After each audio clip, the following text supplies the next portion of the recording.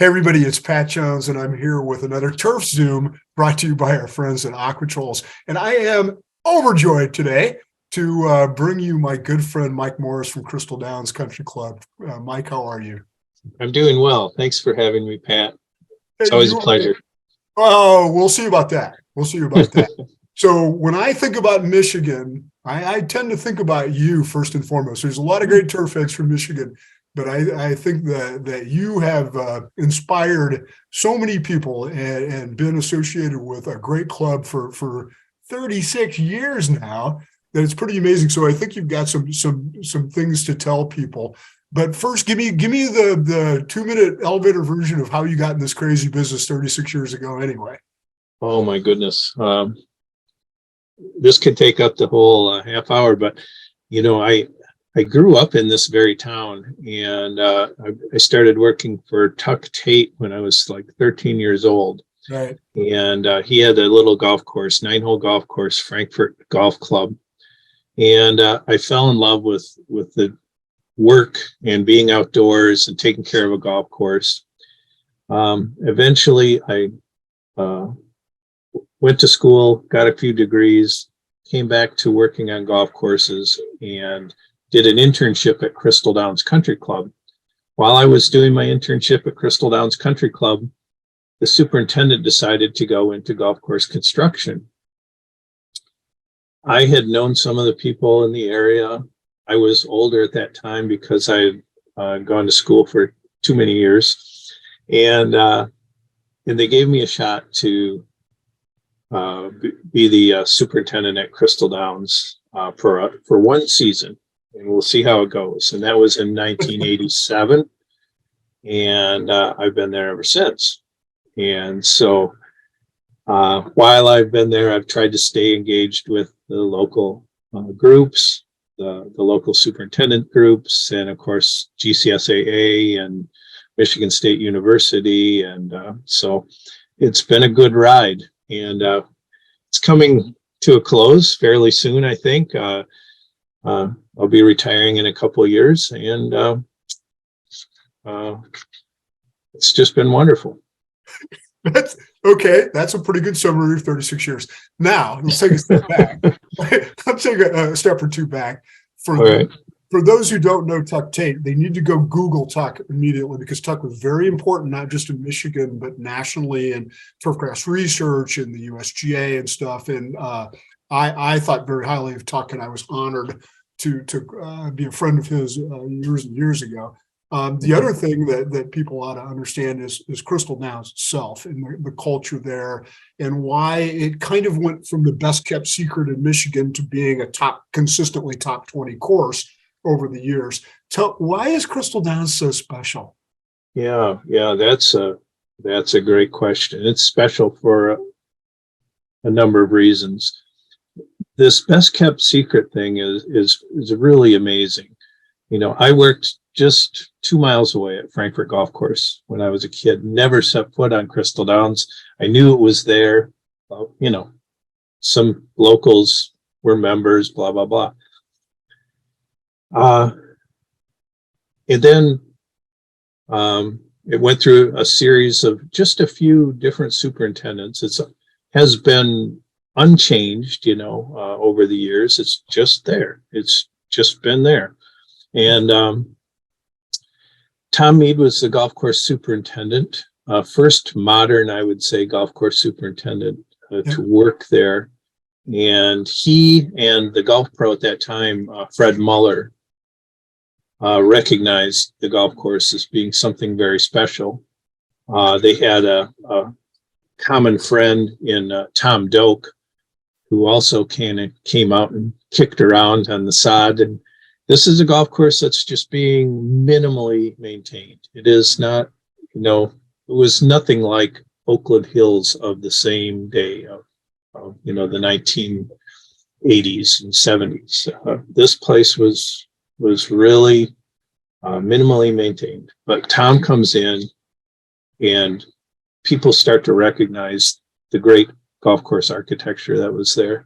With Barry Maxwell and of course Mackenzie. Mackenzie, right, with the assist from Maxwell later on, and Dope knew that. That's right. Yeah. Mackenzie was nabbed in Chicago by the people who were developing this little real estate development up and just on the shore of Lake Michigan, and brought him up there, and against his will, the story goes. But when he was there, he recognized this is a very special piece of land. Reminded him of the Downs of England, and he stayed there and did the routing. And he had been working with Perry Maxwell and called Perry Maxwell in to do the construction. And Yep. Kenzie was there for a short period of time. Maxwell, I think, stayed for almost 3 years and built the golf course. And so you have this combination of two great golf course architects of the classic era build this golf course, and then it just sits there and is maintained and enjoyed by a few people and not changed, and then suddenly rediscovered when Ben Crenshaw is playing at the Buick Open, Right. and he makes a trip up and discovers Crystal Downs, and word starts to get out. and word gets out. So the confluence of events bring it into its current popularity, but the greatness of it, the special character of Crystal Downs, really lies in the piece of property that it's on. It is just gorgeous. You've been there, Pat, Yeah. And these great designers who, with horses and skid plows, made one of the greatest golf courses in the world. And it just fits in it fits into the landscape like it's always been there. It's remained unchanged, essentially, except for some of the modern amenities that we have today. And it's just magical. It really is.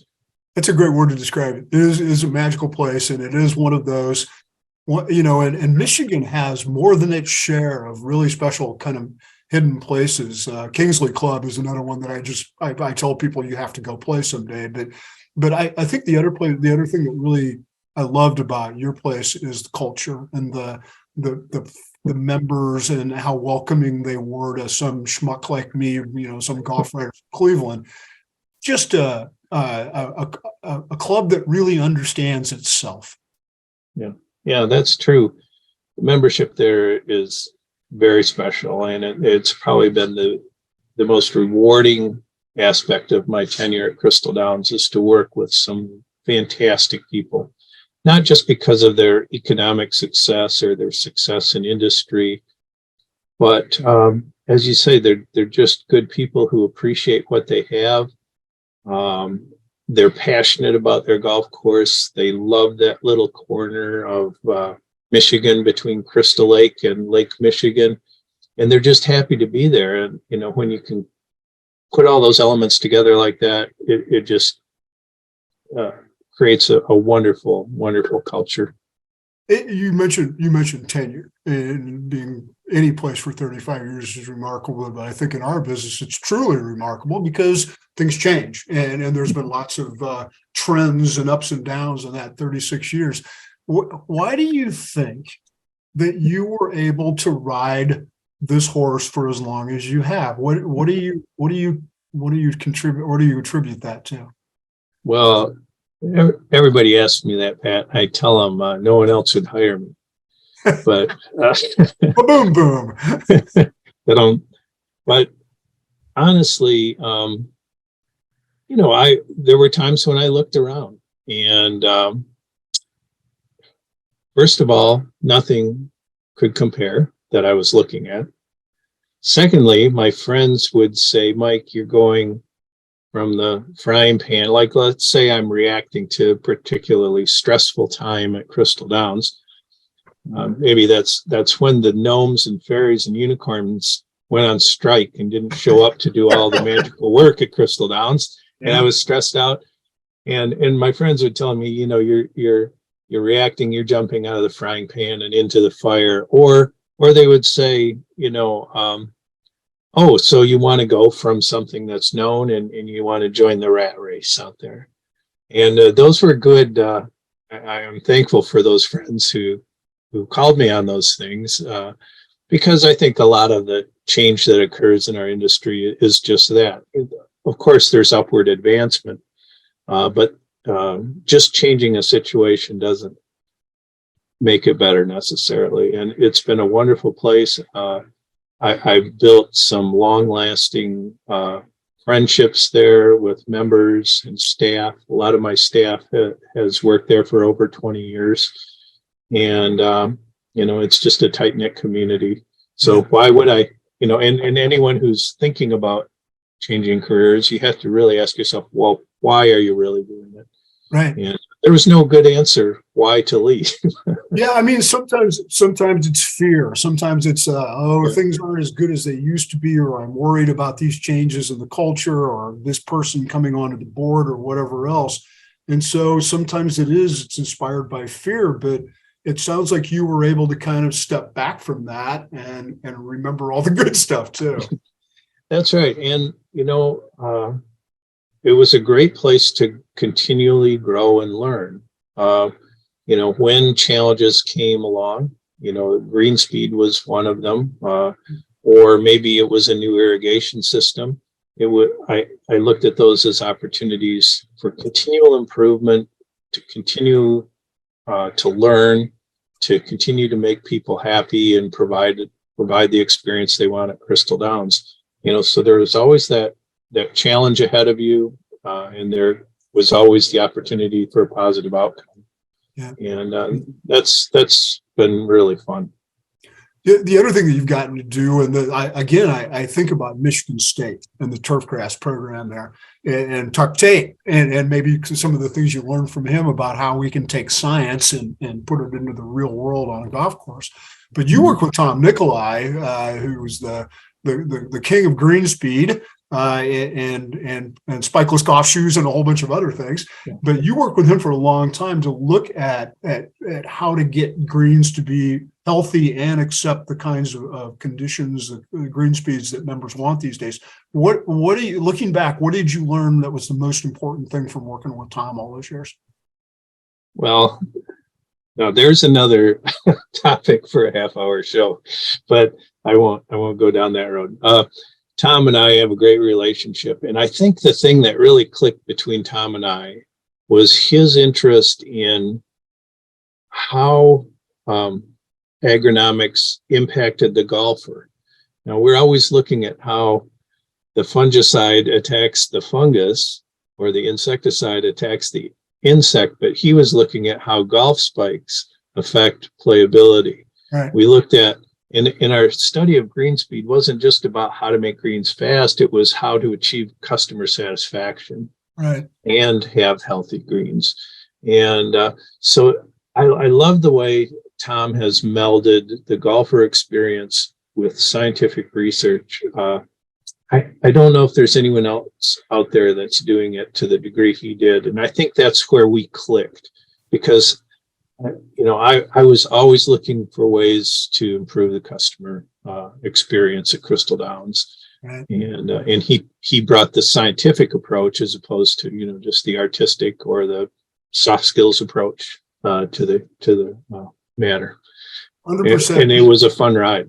Yeah. And that work helped thousands of superintendents, because they were able to say, we have this science now that shows that these spikes, or these particularly aggressive soft spikes, are no bueno, and that they're not necessary, and that we need to think and change.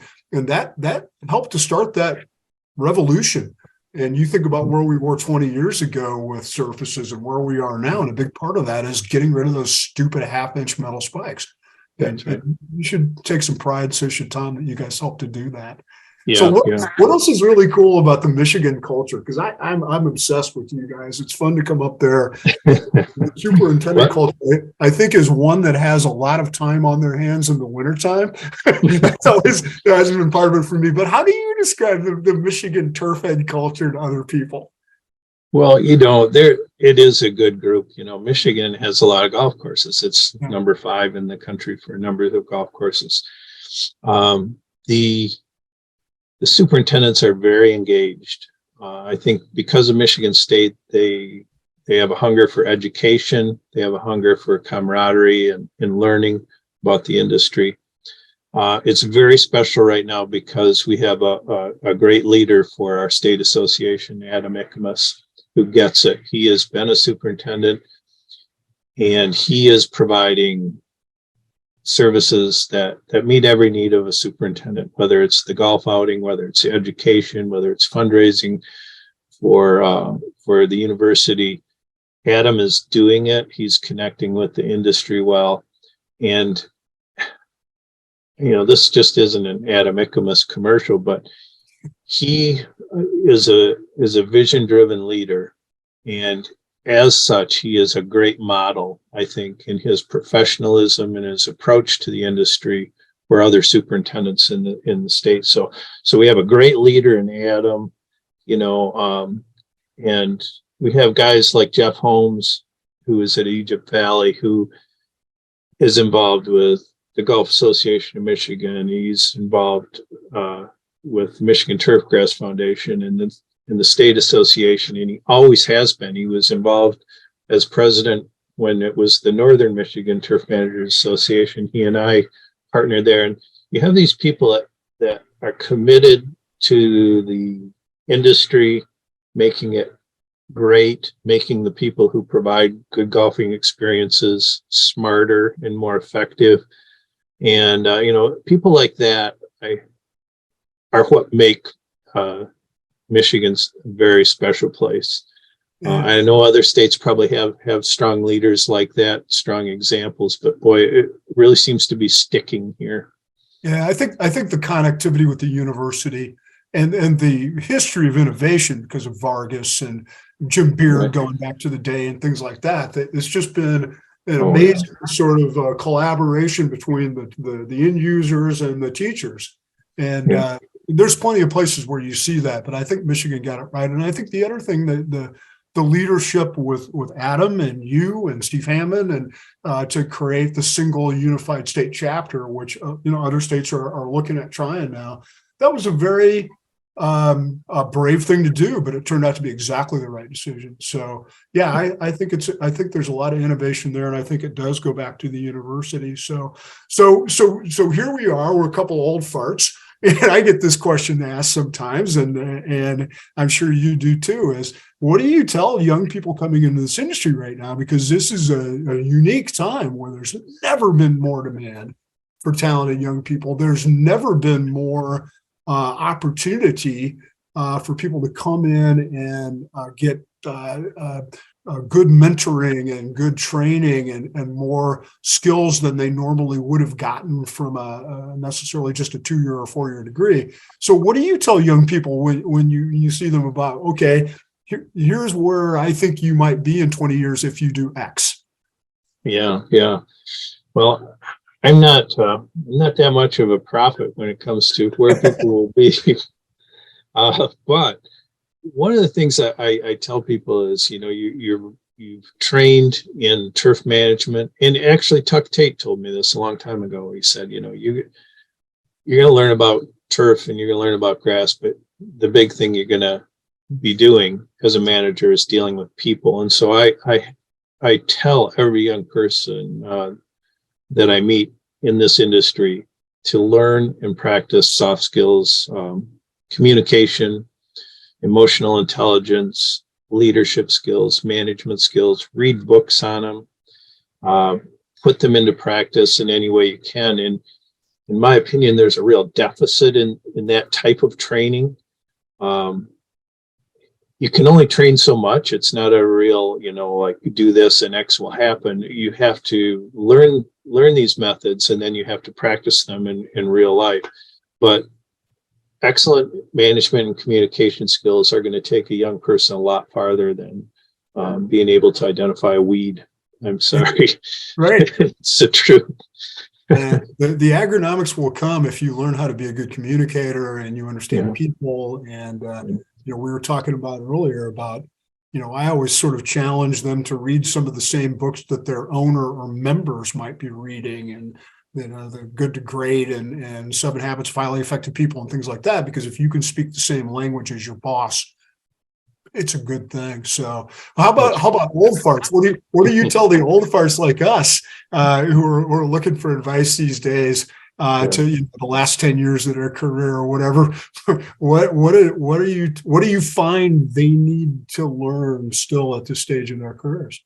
Yeah. Well, I think they need to realize that they're not at the end. That's a lie. They're just at a transition, and they need to prepare themselves to give back to this next generation. Everyone, myself included, have been given a gift. I've been able to work with some great people at Crystal Downs, learn so much, have this great opportunity. Some of us old guys have been given a gift, and it would be bad on us to not share that gift with the next generation.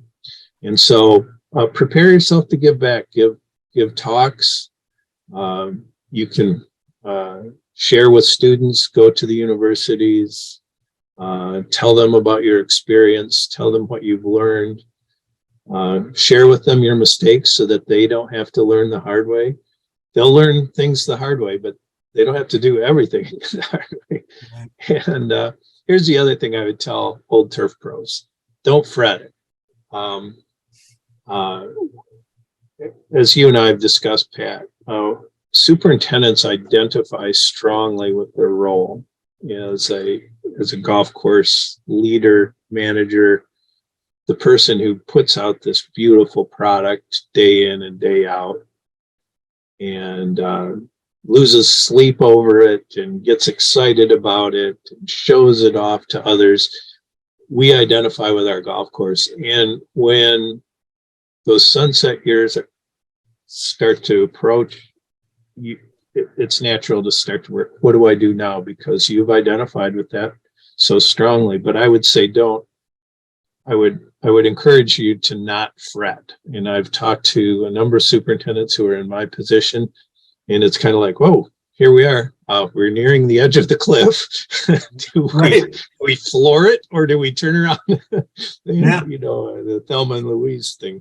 But you have to realize it's a great opportunity for a few years to do some reevaluating, and don't worry, but instead map out what's coming next. Right. And it can be very exciting. Right. Don't push yourself at the edge of a cliff with only one way to go. That's right. It's all about, and this is what I want to talk to you about in a second, but it's all about reinventing yourself. And some of us get forced to do that every 5 or 10 years because we do something stupid. But some of us, it just happens. And it is terribly, it creates a lot of anxiety. Right. But if you just come to realize that reinventing yourself is natural every 5 or 10 years, that it's healthy and it's natural, I think that some of the anxiety goes away. Absolutely.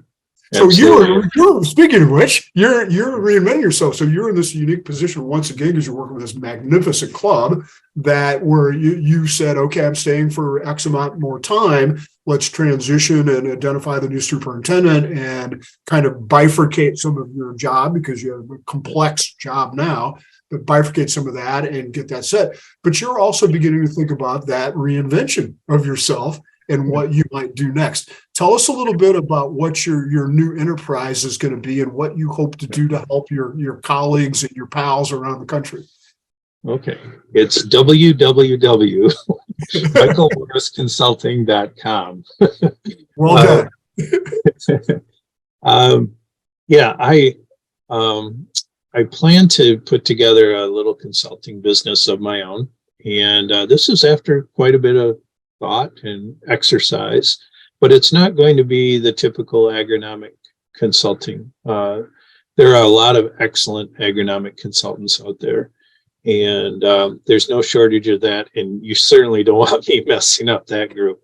So what I'm going to do instead is I would like to focus on the things that we've just talked about. In fact, I'm working with Greenkeeper University right now, and I'm teaching a course to up and coming golf course superintendents on management and communication. And we are reading books like Good to Great. We're reading books on emotional intelligence, the 4 disciplines of execution. And again, these are not checklist books. We practice through certain exercises how these apply in the golf course industry. So what I'm trying to do is fill a little gap that I feel is missing in the industry, that we're trained well in agronomics, but not trained well in management and communication. Amen. My background in English may or may not come into play here, but anyway, I want to help in any way I can and use the skills that I've developed over the last 30 or 40 years. The other thing I'd like to do in consulting is possibly work with groups of superintendents, maybe on this issue of transitioning from our career as superintendents into the next career, or perhaps it's restructuring at your facility, like Pat, you pointed out, we're bifurcating the golf course superintendent's role to now become a superintendent and a property and grounds manager. How does that work with budget, and how do you communicate that and set that up with the owner and so on? And I would also, if there are owners, golf course owners out there that are interested in this type of information as well, how to work with their golf course superintendents and their management teams, or how to really create their own unique identity. So much, we were talking, Pat, so much of what we do in our business gravitates toward the cookie cutter approach. Apply this product and X will happen. Put up this type of marketing thing and expect these results. But a more important aspect of that is really defining your identity, your purpose, your vision for your business. That's why you see some little public golf courses just rocking and rolling. The parking lot's always full and it's hard to get on. And, others are sitting there, well, why isn't this happening for me? So I think if there's anyone out there, is there anyone out there who would like to sit down and talk to me about these things? That's where my consulting business will go. So as you can see, it's still formative. It's starting to gel, though. I like it. And the one thing I think from listening to you is I'm not sure it's consulting as much as counseling and talking one-on-one with people who need that kind of advice and that level of understanding, but also within the purviews of a club and how that helps the club to have an employee who's a better communicator and who is a better relationship builder.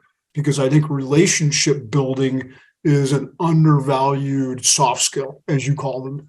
So, right. I think people that reach out to you could expect to learn some things and to add to their skill set and being able to really make a difference compared to, hey, I'm going to come in and cut the grass and kill the weeds today. Yeah, exactly. If you're happy where you're at and you're happy with status quo and the weeds are dying and the grass is green, you don't want me. But if you do want to get to that next level, or if there's something that seems to be holding you back, either in your career or business, those are the things you can work through, and there are ways to do it and have really transformational change occur. Yeah, that's really what it is. What it's about is this what you want to call it, transformation or reinvention.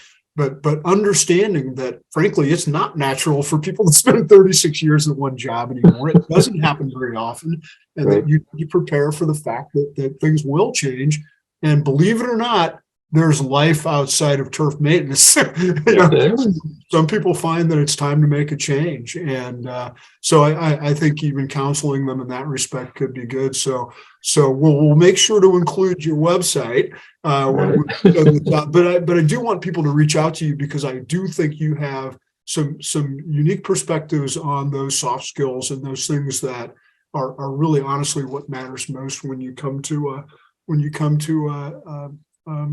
challenge for turf heads in the professional environment. So, okay. Right. So we've covered a lot of ground, and you're by no means at the end of your career. I think it's fun to watch you reinventing yourself. But if you were going to sit down and write your memoir, write your autobiography right now, what would the title be? Well, I would dedicate it to my mom, and and my mom grew up in a tough situation. She wasn't a golf course superintendent, so Really, but she was she had all the challenges that any golf course superintendent would ever want to face. But she always looked back on her life and said, "I would never do anything differently." ... And she said, because if I did, I would have really screwed things up. So this is the story is about being grateful for all of your experiences and all that you've been given, and using it to get to the next level. So yeah, I wouldn't do anything differently, because I would really screw things up then. So well, anytime we can end on a note of gratitude, I'm always happy to do that, because it's the most underutilized of all the soft skills is being grateful for what you have and that's right. experiences that you have. Mike, thank you so much for your time today. And I really do hope people reach out, because they may not be Michiganders and they may not have visited your club.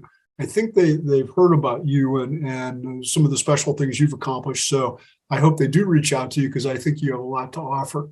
Any final thoughts for those folks? Well, yeah, certainly. If the challenges we face in this industry are can be overcome. Don't let them get the best of you. And there are people out there willing to share and work through everything. And I would encourage people to reach higher. I throw this out to these students in Greenkeeper. I say, are you in the business of maintenance, or are you managing?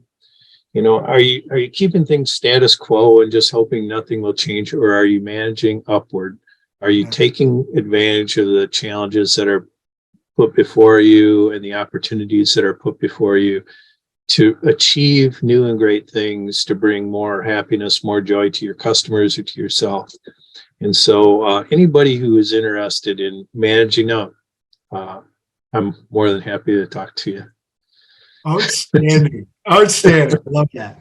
So we'll leave it on that very positive note. And once again, thank our friends from Aquatrolls for making this possible. And Mike, all the best to you, and good luck to you as you make this transition. And hopefully someday I'll come back up there and visit you, and we'll go out and take a few thousand more pictures of your golf course, because I really enjoyed it. Thank you very much. Take care. Bye-bye.